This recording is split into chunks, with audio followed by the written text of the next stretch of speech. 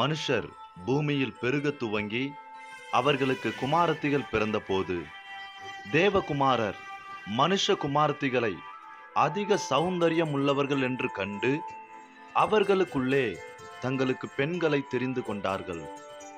அப்பொழுது கர்த்தர், என் ஆவி என்றென்றைக்கும் மனுஷனோடே போராடுவதில்லை, அவன் மாம்சந்தானே, அவன் இருக்க போகிற நாட்கள் 120 வருஷம் என்றார்.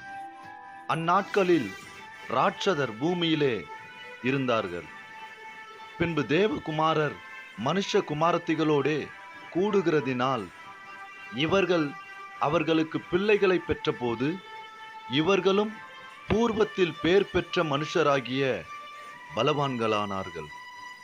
மனுஷனுடைய அக்கிரமம் பூமியிலே பெருகினது என்றும் அவன் இருதயத்து நினைவுகளின் தோற்றமெல்லாம் நித்தமும் பொல்லாததே என்றும் கர்த்தர் கண்டு தாம் பூமியிலே மனுஷனை உண்டாக்கினதற்காக கர்த்தர் மனஸ்தாபப்பட்டார்.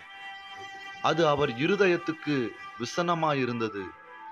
அப்பொழுது கர்த்தர், நான் சிருஷ்டித்த மனுஷனை பூமியின் மேல் வைக்காமல் மனுஷன் முதற்கொண்டு மிருகங்கள், ஊரும் பிராணிகள், ஆகாயத்து பறவைகள் பரியந்தமும் உண்டாயிருக்கிறவைகளை நிக்கிரகம் பண்ணுவேன். நான் அவர்களை உண்டாக்கினது எனக்கு மனஸ்தாபமாயிருக்கிறது என்றார். நோவாவுக்கோ கர்த்தருடைய கண்களில் கிருபை கிடைத்தது. நோவாவின் வம்ச வரலாறு. நோவா தன் காலத்தில் இருந்தவர்களுக்குள்ளே நீதிமானும் உத்தமனுமாயிருந்தான். நோவா தேவனோடே சஞ்சரித்து கொண்டிருந்தான். நோவா சேம், காம், யாப்பேத் என்னும் 3 குமாரரை பெற்றான். பூமியானது தேவனுக்கு முன்பாக சீர்கெட்டதாயிருந்தது. பூமி கொடுமையினால் நிறைந்திருந்தது. தேவன் பூமியை பார்த்தார், இதோ அது சீர்கெட்டதாயிருந்தது. மாம்சமான யாவரும் பூமியின் மேல் தங்கள் வழியை கெடுத்து கொண்டிருந்தார்கள். அப்பொழுது தேவன் நோவாவை நோக்கி, மாம்சமான யாவரின் முடிவும் எனக்கு முன்பாக வந்தது, அவர்களாலே பூமி கொடுமையினால் நிறைந்தது. நான் அவர்களை பூமியோடும் கூட அழித்து போடுவேன். நீ கொப்பேர் மரத்தால் உனக்கு ஒரு பேழையை உண்டாக்கு. அந்த பேழையிலே அறைகளை உண்டு பண்ணி அதை உள்ளும் புறமுமாக கீழ்பூசு. நீ அதை பண்ண வேண்டிய விதம் என்னவென்றால், பேழையின் நீளம் 300 முழமும் அதன் அகலம் 50 முழமும் அதன் உயரம் 30 முழமுமாய் இருக்க வேண்டும்.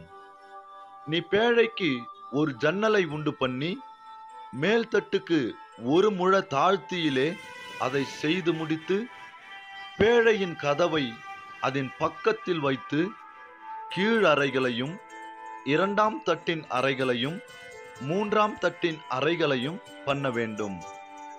வானத்தின் கீழே ஜீவ சுவாசமுள்ள சகல மாம்ச ஜந்துக்களையும் அழிக்க நான் பூமியின் மேல் ஜலப்பிரளயத்தை வரப்பண்ணுவேன். பூமியில் உள்ள யாவும் மாண்டு போம். ஆனாலும் உன்னுடனே என் உடன்படிக்கையை ஏற்படுத்துவேன். நீயும் உன்னோடே கூட உன் குமாரரும் உன் மனைவியும் உன் குமாரரின் மனைவிகளும் பேழைக்குள் பிரவேசியுங்கள். சகலவித மாம்சமான ஜீவன்களிலும் ஆணும் பெண்ணுமாக வகை ஒன்றுக்கு ஒவ்வொரு ஜோடு உன்னுடனே உயிரோடே காக்கப்படுவதற்கு பேழைக்குள்ளே சேர்த்துக்கொள்.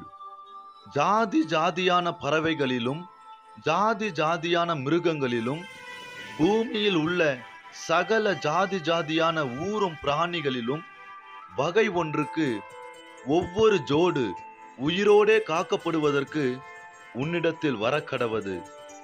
உனக்கும் அவைகளுக்கும் ஆகாரமாக சகலவித போஜன பதார்த்தங்களையும் சேர்த்து உன்னிடத்தில் வைத்துக்கொள் என்றார். நோவா அப்படியே செய்தான். தேவன் தனக்கு கட்டளையிட்டபடியெல்லாம் அவன் செய்து முடித்தான்.